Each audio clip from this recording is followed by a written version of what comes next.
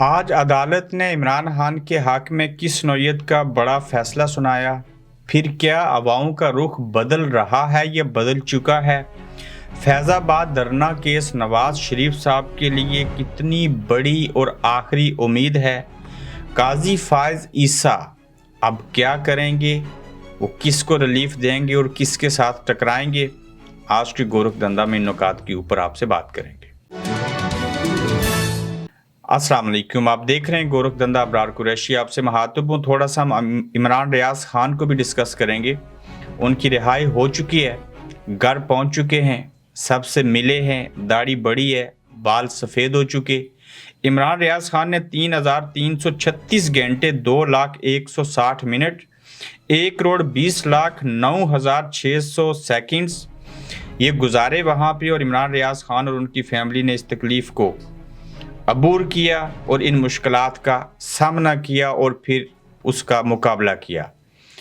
अब इमरान रियाज तो घर पे पहुंच चुके हैं, लेकिन कुछ ही देर कबल आप देखिए कि अडयाला जेल जो है वो मरकज़ बनती जा रही है, और कर्नल अजमल साबर राजा उम्मीदवार PP 10 और साबका जनरल सेक्रेटरी हैं PTI ज़िला रावलपिंडी के, उनको भी जुडिशल रिमांड के ऊपर अडयाला जेल भेज दिया गया। अब आज हाई कोर्ट के अंदर जो बहस हुई उसमें वही जज जिनके ऊपर तनकीद की जाती थी, आमिर फारूक, वही जज आज पता नहीं जो केस नहीं सुन रहे थे, जो बीमार हो जाते थे, सारी चीज़ें होती थी, उन्होंने इमरान खान के हक में बहुत बड़ा फैसला दे दिया।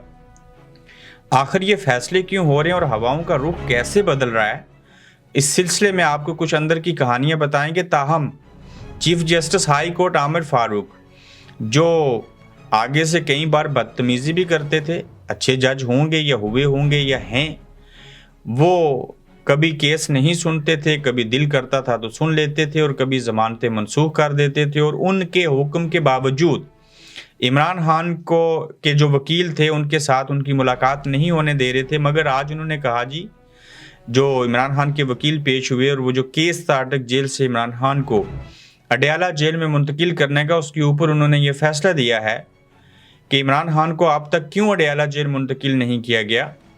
इमरान खान को हर सूरत अटक जेल से अडयाला जेल में मुंतकिल किया जाए। अब तहरीरी फैसला भी आ जाएगा, और ये एक बहुत बड़ा फैसला है। अब देखना यह है कि इसके ऊपर इम्प्लीमेंट होगा या नहीं होगा। इससे कबल जब जज अमायू दिलावर साहब ने इमरान खान को नाअहल किया और सज़ा सुनाई थी, तो उन्होंने अपने फैसले में लिखा था, सेशन कोर्ट के जो जज थे, जब उन्होंने सज़ा सुनाई कि इमरान खान को अडयाला जेल में रखा जाएगा, लेकिन अवाम ना बोले, अवाम खामोश रहे। इस खामोशी का फ़ायदा उठाते हुए इमरान खान को 1.5 दिन अटक किले में रखा गया और उसके बाद अटक जेल में ताहाल रखा है। अब ये जो जज साहब ने फैसला दिया है, यकीनन इस बार इम्प्लीमेंट हो जाएगा, वरना जज साहब की जुर्रत नहीं थी कि इस केस को सुनते या इसके ऊपर इस नौयत के रिमार्क्स देते। इससे साबित ये हो रहा है कि अवाम का रुख बदल रहा है, किसी हद तक बदल चुका है। लोग लड़खड़ाए हैं, इमरान खान मजबूरी बने हैं, अवाम ने साबित किया है वो अवाम ताकत का सरचश्मा हैं। ताहम ये सारी चीज़ें इम्प्लीमेंट कब और कैसे होंगी ये देखना होगा, और अवाम का रुख कैसे बदल रहा है उसकी मिसाल सिर्फ जज आमिर फारूक साहब का इमरान खान को अटक से अडयाला जेल ले जाना ही काफ़ी नहीं, उसमें सनम जावेद की रिहाई है, उसमें इमरान रियाज खान की बाजियाबी रिहाई है, फिर जो KPK के लोग हैं, आप देखें एक बार 100 से ज़ायद कारकुनों को छोड़ा गया, फिर और सैकड़ों कारकुनों को आज भी छोड़ा गया। तो ये जो कारकुनों को भी रिलीफ मिल रहा है, इमरान रियाज बाहर आगे, सनम जावेद और बाकी ख़वातीन के हवाले से भी फैसला आएगा। वहीं पे शेख रशीद साहब के बारे में भी बात हो रही है कि कहीं को आने वाले 1-2 दिन में प्रेस कॉन्फ्रेंस करेंगे। परवेज़ इलाही साहब की रिहाई कब होगी, ये इमरान खान की अटक जेल से अडयाला जेल मुंतकिली जब होगी तो आपको मज़ीद अवाम का रुख बदलता हुआ दिखाई देगा। तो देखा जाए तो मल्टीपल चीज़ें चल रही हैं, और इन चीज़ों का जो तल्लक है सरेआम और खुलेआम पाकिस्तान के अंदर, चाहे वो मिलिट्री इस्टेब्लिशमेंट हो, चाहे वो नून लीग हो, पीपल्स पार्टी और दीगर सियासी जमातें, इवन जमात इस्लामी क्या करने जा रही है, इसके ऊपर कल हम बात करेंगे कि किस तरह के नए इत्तेहाद बनेंगे। ताहम नून लीग, ये जितनी भी सियासी जमातें हैं, जो माहौल बन रहा है, खिचड़ी बनेगी, उस खिचड़ी में किसी को फ़ायदा होगा, किसी को नुकसान होगा, किसी का बयानिया कामयाब हो जाएगा, किसी का बयानिया आगे बढ़ेगा और किसी का बयानिया रुक जाएगा। तो ऐसी सूरत हाल में हवाओं का रुख यकीनन बदल रहा है और इसमें एक और हवा का रुख भी है। आप हैरान होंगे कि कहाँ फैज़ाबाद धरना हुआ, चला गया। जनरल फैज़ हमीद और बाकी अफसरान ने धरने वालों को नकद पैसे दिए, उन्होंने खुद ही धरना करवाया था। कोई दो राय नहीं कि फैज़ाबाद का धरना और उन मौलवी हजरात को जब लाया गया तो इसलिए ज़रूरी था कि नवाज शरीफ साहब की हुकूमत को ख़त्म किया जाए, उन्हें कमज़ोर किया जाए। तो इस सारी सूरत हाल में देखना ये है कि फैज़ाबाद का जो धरना है, इस केस का फ़ायदा किसको होगा? ये नवाज शरीफ साहब के लिए आखिरी उम्मीद है। सॉरी, मुझे कुछ मैसेज आया बीच में से, मैं थोड़ा भटक गया। ये फैज़ाबाद धरना केस जो पाकिस्तान बार कौंसिल है उससे मशावरत के बाद काजी फ़ायज़ ईसा साहब ने दोबारा खोला और इसके ऊपर माजी में भी इन्होंने फैसला दिया था कि ये पाकिस्तान की मिलिट्री इस्टेब्लिशमेंट, एहसास इदारे MI, ISI ने मिल के ये सारी चीज़ें की हैं और ये गलत हुआ था। अब इसके ऊपर पाकिस्तानी ISI, शेख रशीद, PTI और बाकी लोगों ने इसके ऊपर नज़रसानी के फैसले के ऊपर दरख्वास्त दी थी। अब दोबारा से नज़रसानी होने जा रही है। जब ये नज़रसानी हो जाएगी तो इस फैसले की बैकग्राउंड देखिए कि कैसे नवाज शरीफ साहब ने उन जनरल बाजवा साहब को का एहतसाब करने का कहा और फैज़ हमीद का, जिन जनरल बाजवा साहब को इन्होंने खुद चीफ बनाया, फिर उसी चीफ ने इनकी हुकूमत ख़त्म की। जिस चीफ ने इनकी हुकूमत ख़त्म की उसी को एक्सटेंशन देने में इन्होंने वोट दिए। फिर इसी चीफ ने इमरान खान को ख़त्म करके रजीम चेंज करके नवाज शरीफ साहब की वापसी के रास्ते बहाल किए, PDM को पूरी हुकूमत दे दी। और आज जिसने एक बार डसा, 2 बार मेहरबानी की, उसी चीफ का एहतसाब करने का कह रहे हैं।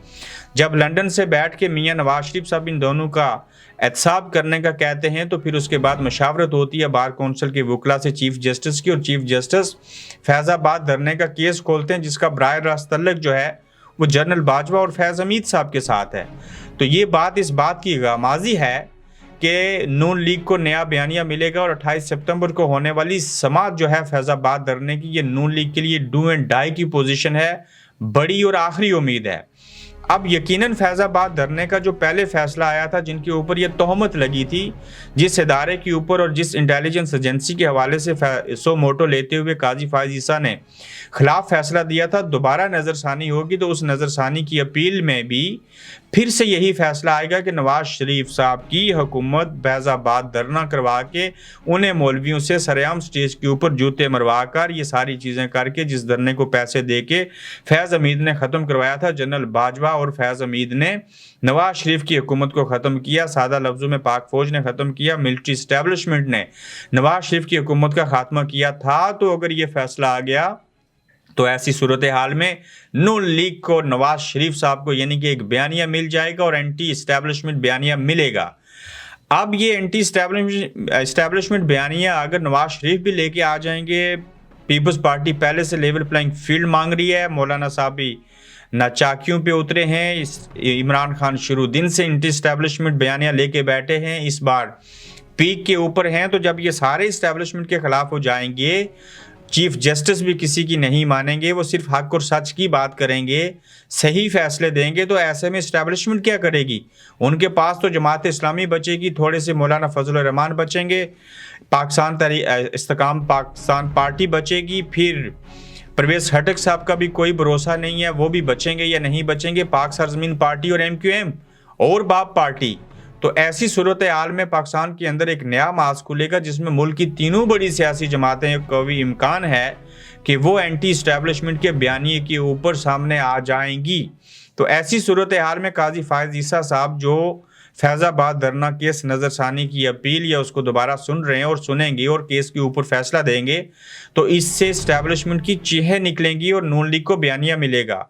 अब सवाल ये उठता है कि मियाँ साहब ने कहा बाजवा साहब और फैज़ का एहतसाब करो, फिर शहबाज शरीफ मनाने आए, वो नहीं माने, वो डटे हुए हैं, चीफ साहब फैसला दे देंगे, नवाज शरीफ साहब की बात को इम्प्लीमेंट कर दिया जाएगा, तो फिर नवाज शरीफ साहब के खिलाफ हो जाएगी इस्टेब्लिशमेंट। तो ये बात कैसे आगे बढ़ेगी? तो फिर क्या इस्टेब्लिशमेंट के सिर्फ 2-3 लोग जनरल फैज़ हमीद के एहतसाब के ऊपर और फैज़ हमीद के एहतसाब के ऊपर खुश हैं, या वो तीनों लोगों समेत कोर कमांडर और पूरी फौज जो है वो नाखुश होगी और वो ये नहीं चाहती कि उनके अपने पार्टी जो डिपार्टमेंट के लोग हैं उनके खिलाफ ये बात ना की जाए। अगर तो वो एक पेज के ऊपर है आर्मी चीफ, DGISI और DGMI, फिर तो नवाज शरीफ साहब की गोटी फिट है, फिर तो मसला कोई नहीं। लेकिन वो सारे एक पेज पे नहीं है, तो ऐसी सूरत हाल में कोई भी ब्लंडर हो सकता है। और एंटी स्टैब्लिशमेंट बयानिया इमरान खान ने चलाया, अवाम ने कबूल किया, छा गए। लेकिन नवाज शरीफ साहब तो बयानिया चलाएंगे, इस्टेब्लिशमेंट पसंद करे या ना करे, वो उनके साथ मिले हुए हों या ना हों। ताहम क्या पाकिस्तान की अवाम जब नवाज शरीफ एंटी स्टैब्लिशमेंट बयानिया लेके आएंगे तो उसको कबूल करेंगे, वोट को इज्जत देने का कहेंगे या हकीकी आज़ादी मांगेंगे? दोनों सूरतों में जो भी बात करेंगे वो तो इमरान खान पहले से कर रहे हैं, तो उसमें तजाद क्या होगा, ये सारा डिपेंड करता है इस्टेब्लिशमेंट और सबसे बड़ी चीज़ पाकिस्तान के अवाम के ऊपर। तो देखते जाइए, सुनते जाइए, गौर व फिक्र किया करें इन चीज़ों के ऊपर। तो 28 सितंबर का दिन जो है वो मियाँ साहब के लिए भी, काजी फायद ईसा साहब के लिए भी, मिलिट्री इस्टेब्लिशमेंट के लिए भी और बिलखसूस इमरान खान के लिए भी बड़ा इंपॉर्टेंट है, क्योंकि इन सब चीज़ों का तल्लक जो है एंड ऑफ द डे जाके वो इस्टेब्लिशमेंट के साथ मिलता है। फिर सियासतदान अपने अपने हिस्से का काम करेंगे और उसमें से दाम लेंगे। ताहम देखना ये होगा कि वो फैसला जो होगा उसकी वर्डिंग क्या होगी, किस टाइम के ऊपर आएगा, और मियाँ साहब के आने से पहले जब आएगा तो इस्टेब्लिशमेंट उसके ऊपर क्या रिएक्ट करेगी। और फिर जो आवाम का रुख बदल रहा है, ये हवाएं किस किस के घर में कहाँ कहाँ दाखिल होंगी, तूफान बन के जाएंगी हवाएं या मीठी हवाएं होंगी गर्मी के मौसम में जो अच्छा महसूस करवाएंगी। किसी को गर्मी लगेगी, किसी को हवा अच्छी लगेगी, किसी को ठंडी लगेगी। हो सकता है इस हवा बदलने के रुख में कईयों के घर उजड़ जाएं। देखते हैं आगे क्या होता है। अपना ख्याल रखिएगा। यूट्यूब चैनल को गुजारिश है कि सब्सक्राइब कीजिए, चूँकि मुस्तकबिल करीब में आपको ये वीडियो सिर्फ यूट्यूब के ऊपर देखने को डेली व्लॉग मिलेंगे। तो फिर मिलेंगे इंशाल्लाह आपसे। आप देख रहे हैं गोरखधंधा अब्रार कुरैशी के साथ।